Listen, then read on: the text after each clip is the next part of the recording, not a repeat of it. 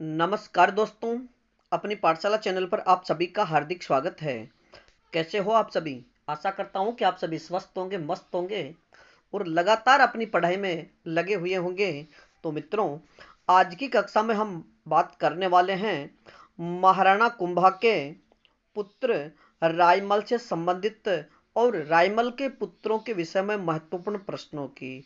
लेकिन मित्रों, आपको बता दें कि आज की जो कक्षा है इसमें हम महाराणा रायमल और उनके जो 3 पुत्र हैं उनके विषय में संक्षिप्त वर्णन करने वाले हैं। लेकिन इससे पहले आपसे अनुरोध, अगर आप हमारे चैनल पर नए हो तो हमारे चैनल को लाइक कीजिए, सब्सक्राइब कीजिए तथा अधिक से अधिक अपने मित्रों तक शेयर कीजिए। तो मित्रों, बात करें आज के पहले प्रश्न की। राणा उदा की मृत्यु के बाद मेवाड़ का शासक कौन बना? राणा उदा की मृत्यु के बाद मेवाड़ का शासक कौन बना? तो इसका सही उत्तर होगा महाराणा रायमल। मित्रों, पिछली कक्षा में यानी आज का अपना जो भाग, ये मेवाड़ का इतिहास जो भाग है वो 7वें नंबर का भाग है। इससे पहले हमने पिछली कक्षाओं में चर्चा की कि महाराणा कुंभा के जो बड़े पुत्र उदा थे, जिनको इतिहास में उदयकरण के नाम से भी जाना जाता है, ने अपने पिता यानी महाराणा कुंभा की मामादेव तालाब के पास में हत्या कर दी थी। और हत्या करने के बाद यानी 1468 में वह मेवाड़ की गद्दी पर बैठा और यहाँ के सामंतों द्वारा बार बार विरोध किए जाने के कारण वह अपने पुत्रों यानी सहसमल और सूरजमल को लेकर मांडू के सुल्तान गयासुद्दीन की शरण में चला जाता है और अपनी पुत्री का विवाह भी तय कर देता है। लेकिन वापस आते समय उदा मारे जाते हैं। यानी महाराणा उदा का जो शासनकाल है वह 1468 से 1473 मात्र 5 साल तक ही रहा। तो प्रश्न बना है कि राणा उदय की मृत्यु के बाद मेवाड़ का शासक कौन बना? तो इसका सही उत्तर होगा फिर महाराणा रायमल। अगला प्रश्न, रायमल का शासनकाल कब तक रहा? महाराणा रायमल का शासन कब तक रहा? तो इसका सही उत्तर होगा 1473 से 1509 ईस्वी तक। अगला प्रश्न, और मित्रों आपको बता दें कि ये महाराणा रायमल उदा के छोटे भाई थे।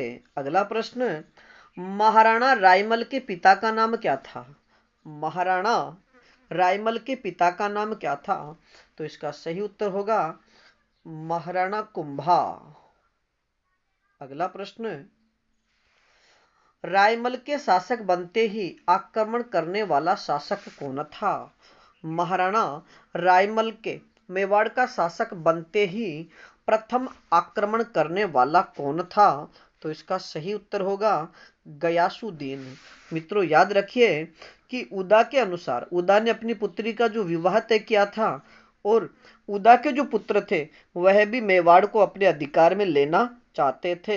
इस प्रकार कुछ समय पश्चात ही गयासुद्दीन ने अपने सेनापति जफर खां के नेतृत्व में एक सेना मेवाड़ पर आक्रमण के लिए भेजी, जो मांडलगढ़ के पास हारकर वापस लौट गई थी।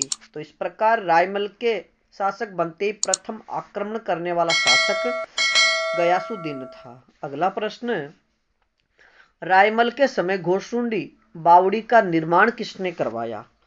यानी महाराणा रायमल के समय गोसुंडी बावड़ी का निर्माण किसने करवाया? तो इसका सही उत्तर होगा पत्नी श्रृंगार देवी ने। मित्रों याद रखिए कि रायमल की पत्नी श्रृंगार देवी, जो राव जोधाजी की पुत्री थी, ने गोसुंडी की बावड़ी का निर्माण करवाया था। अगला प्रश्न, श्रृंगार देवी किसकी पुत्री थी? तो इसका सही उत्तर होगा राव जोधाजी की पुत्री। मित्रों बात करें अगले प्रश्न की। रायमल के समय का प्रमुख शिल्पी कौन था? महाराणा रायमल के समय का प्रमुख शिल्पी कौन था? तो इसका सही उत्तर होगा अर्जुन। अगला प्रश्न, महाराणा रायमल के समय के प्रमुख विद्वान कौन थे? महाराणा रायमल के समय के प्रमुख विद्वान कौन थे? तो इसका सही उत्तर होगा गोपाल भट्ट व महेश भट्ट।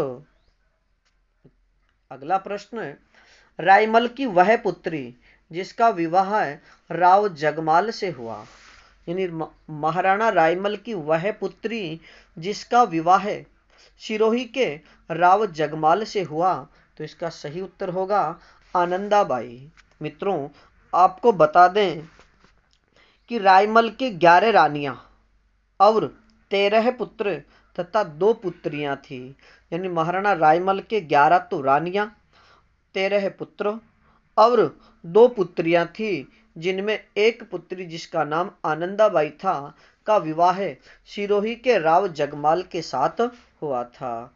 अगला प्रश्न, रायमल के पुत्रों के नाम थे, यानी मुख्य रूप से जिनका इतिहास में वर्णन मिलता है, यानी संख्या तो 12 है लेकिन जिनकी चर्चा सबसे अधिक हुई है, तो रायमल के पुत्रों के नाम पृथ्वीराज, जयमल और संग्राम सिंह प्रमुख है। यानी रायमल के जो सबसे बड़े पुत्र थे पृथ्वीराज, उनके बाद जयमल, और सबसे प्रतापी शासक जो इतिहास में जिनकी सबसे बड़ी ख्याति रही वह संग्राम सिंह यानी राणा सांगा। अगला प्रश्न, रायमल के सबसे बड़े पुत्र का नाम क्या था? रायमल के सबसे बड़े पुत्र का नाम क्या था? तो इसका सही उत्तर होगा पृथ्वीराज। अगला प्रश्न, पृथ्वीराज को इतिहास में किस नाम से जाना जाता है? पृथ्वीराज को इतिहास में किस नाम से जाना जाता है? तो इसका सही उत्तर होगा उडना राजकुमार।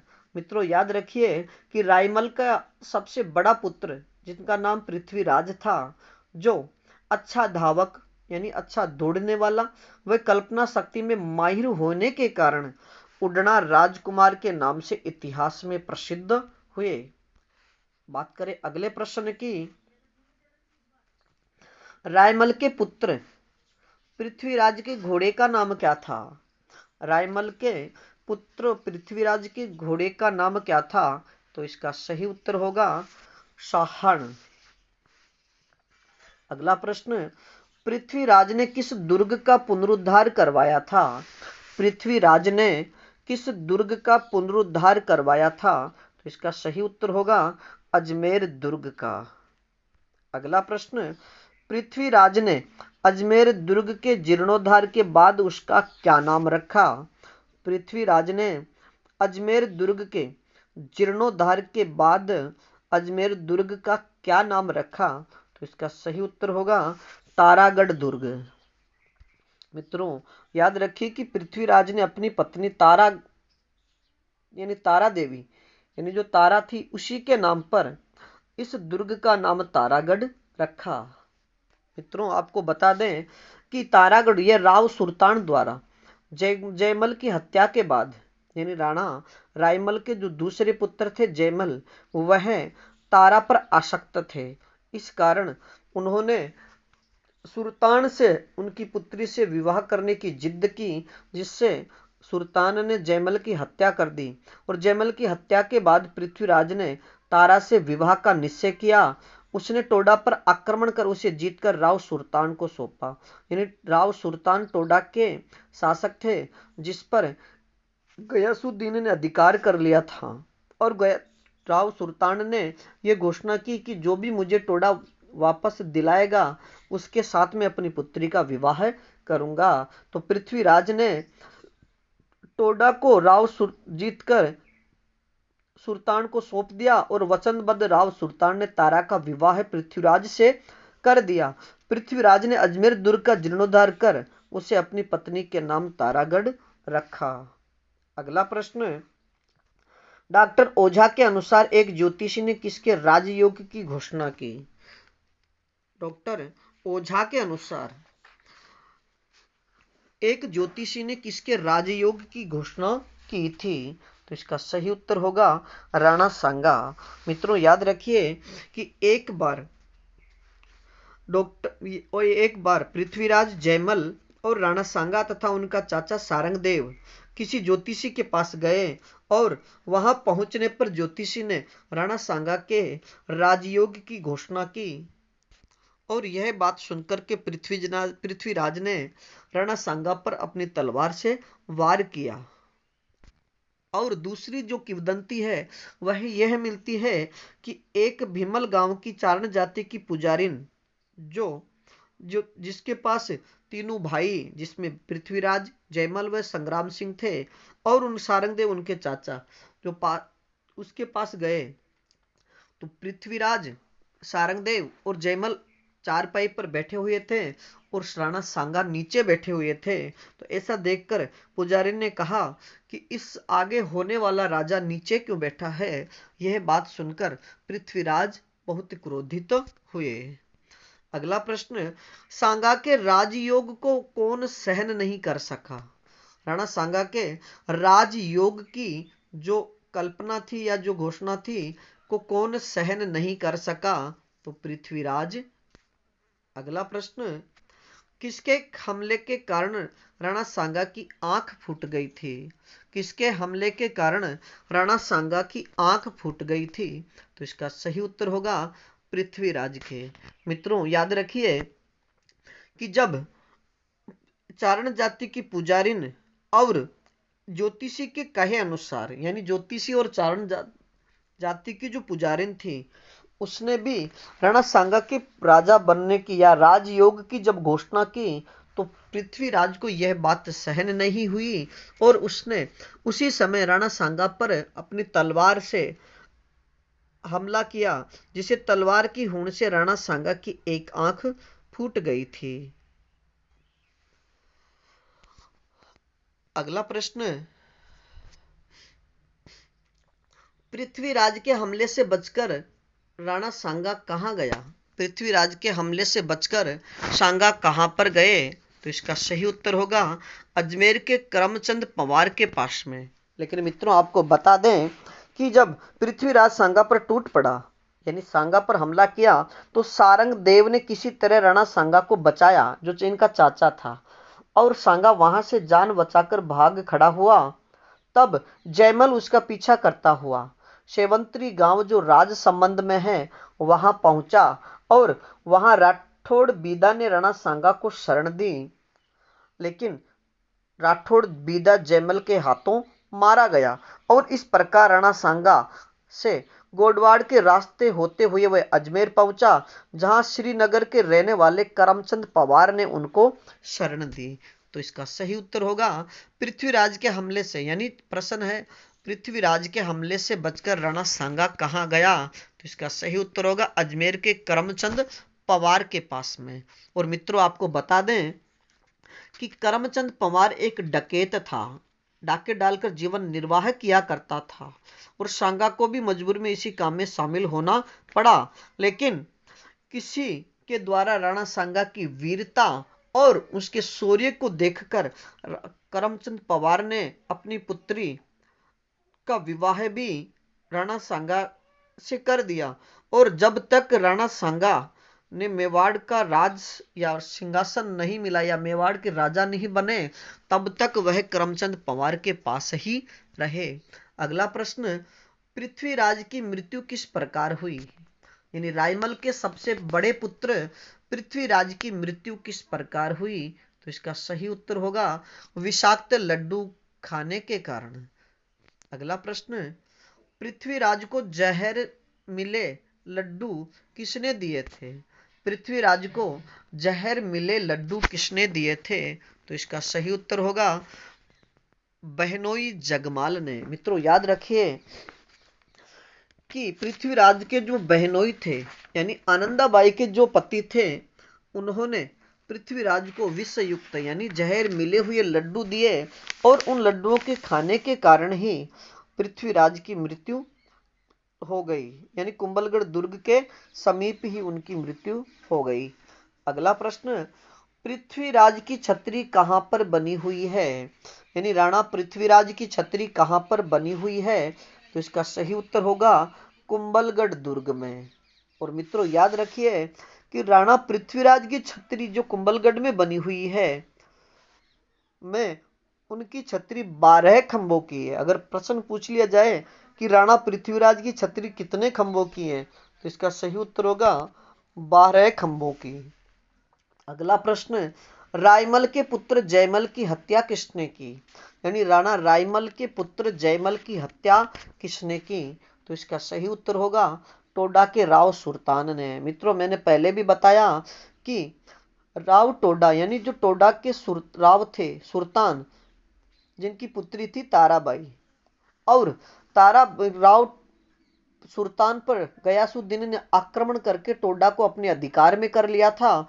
और राव सुल्तान ने यह घोषणा कर रखी थी कि जो भी मुझे टोडा वापस दिलवाएगा उसी के से मेरी अपनी यानी मेरी जो पुत्री है तारा की मैं शादी करूंगा। लेकिन जो जयमल था वह तारा पर आसक्त था और जयमल ने तारा से जबरदस्ती से विवाह की जिद की और क्रोध में आकर राव सुल्तान ने जयमल की हत्या कर दी। और फिर पृथ्वीराज जो उनके बड़े भाई थे, पृथ्वीराज ने टोडा को जीतकर राव सुल्तान को दिया और वचनबद्ध या जो वचन दिया गया था उसके अनुसार पृथ्वीराज से टोडा ने अपनी पुत्री तारा का विवाह करवाया। अगला प्रश्न, राव सुल्तान ने जयमल की हत्या क्यों की? तो इसका सही उत्तर होगा पुत्री तारा से विवाह की जिद के कारण। मित्रों, बात करें अगले प्रश्न की, मुझे मेवाड़ राज्य का शासन करने के निमित्त पैदा किया गया है, ऐसा किसने कहा? मुझे मेवाड़ राज्य का शासन करने के निमित्त पैदा किया गया है, ऐसा किसने कहा? तो इसका सही उत्तर होगा पृथ्वीराज ने। अगला प्रश्न, पृथ्वीराज का दासी पुत्र कौन था? पृथ्वीराज का दासी पुत्र कौन था? तो इसका सही उत्तर होगा राणा बनवीर। मित्रों, याद रखिए कि पृथ्वीराज की दासी पुतलदे का पुत्र बनवीर था, जिसने राणा सांगा के पुत्र विक्रमादित्य की हत्या कर मेवाड़ की गद्दी पर बैठा था। अगला प्रश्न, पृथ्वीराज के साथ कितनी रानियों के सती होने का उल्लेख मिलता है? यानी उडना राजकुमार के नाम से प्रसिद्ध पृथ्वीराज के साथ कितनी रानियों के सती होने का उल्लेख मिलता है? तो इसका सही उत्तर होगा 17 रानियों के। अगला प्रश्न, रायमल ने सांगा को मेवाड़ का शासक कब बनाया? यानी राणा रायमल ने सांगा को मेवाड़ का शासक कब बनाया? तो इसका सही उत्तर होगा 24 मई 1509 ईस्वी को। मित्रों, याद रखिए कि पृथ्वीराज के यानी रायमल के सबसे बड़े पुत्र की मृत्यु जहर दिए जाने के कारण हो गई। जयमल जो इनका दूसरे नंबर का पुत्र था को राव सुल्तान ने यानी टोडा के राव सुल्तान ने हत्या कर दी। अब बचे राणा सांगा। तो जब मेवाड़ में कोई उत्तराधिकारी नहीं बचा तो राणा रायमल ने अपने अंतिम दिनों में अजमेर से अपने पुत्र संग्राम सिंह को बुलाकर 24 मई 1509 को उसे मेवाड़ का शासक बनाया। अगला प्रश्न, महाराणा रायमल की छतरी कहां पर स्थित है? महाराणा रायमल की छतरी कहां पर स्थित है? तो इसका सही उत्तर होगा जावर में। और मित्रों, आज की अपनी इस श्रृंखला का अंतिम प्रश्न, राम, शंकर और समया संकट तालाब का निर्माण किसने करवाया? राम, शंकर और समया संकट तालाब का निर्माण किसने करवाया? तो इसका सही उत्तर होगा रायमल ने। तो मित्रों, आज के लिए इतना ही। बाकी फिर मिलेंगे एक नए टॉपिक के साथ में। और अपनी ये जो श्रृंखला चल रही है यानी मेवाड़ के इतिहास, और मेवाड़ के इतिहास की अपनी ये 7वीं कक्षा हो गई। और 8वीं कक्षा में हम चर्चा करने वाले हैं राजस्थान के या अपने पूरे भारत के वीर शिरोमणि महाराणा कुंभा के महाराणा सांगा से संबंधित प्रश्नों की। तो मित्रों, अगली जो कक्षा होगी वो महाराणा सांगा से संबंधित होने वाली है। और आपसे अनुरोध, अगर इस श्रृंखला में अगर किसी प्रकार की कोई त्रुटि हो तो आप हमें कमेंट्स में जरूर बताइए। धन्यवाद।